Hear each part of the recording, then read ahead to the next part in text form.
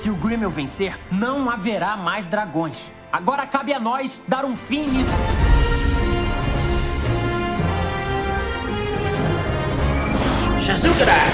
In this movie, we get to see for the first time the Light Fury. What can we expect from her? The Light Fury is designed within the story to be an engine of change.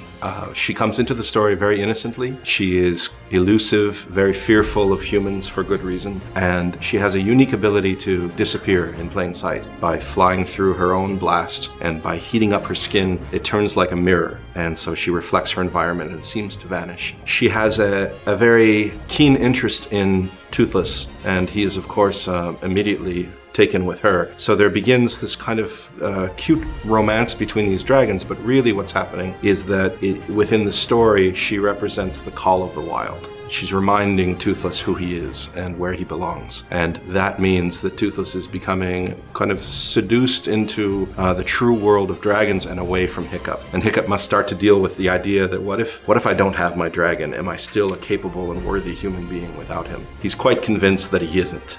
And that's part of the change for our hero in the story. Are we going to cry with this movie? I hope so. I really hope so.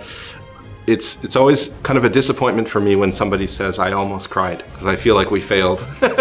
So we've done quite a bit in this story to hopefully coax some tears out of our audience. And for me, I love that. I love going to a movie and experiencing all the range of emotion from, you know, being excited, being afraid, and ultimately, you know, being moved to tears. And that's for me a very successful film, and I hope we've done that. There's also a new world in this movie. What can you tell about this? The hidden world begins as a legend. Hiccup decides that if it's real, then this could be a place where he and his fellow Vikings and all of their dragons could disappear off the map and live out a life of peace and harmony. It turns out, yes, this place is real, and it is the most spectacular home for dragons that we could imagine. It is actually accessed through a great volcano, an undersea volcano, which appears to be just a giant hole in the sea. And if you fly down into it, it opens up into tunnels and vast chambers that have bioluminescence and all sorts of dragons. And the idea is that it's interconnected, that it weaves beneath the oceans and beneath the continents, all the way around the globe. We'll have a new villain, like he's more dangerous than the other one.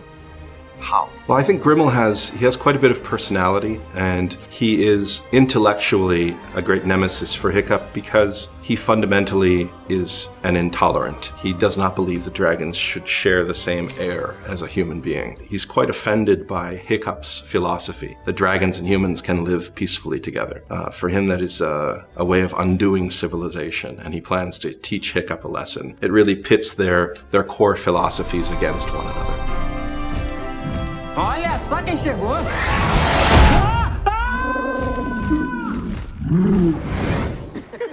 Sem comentários.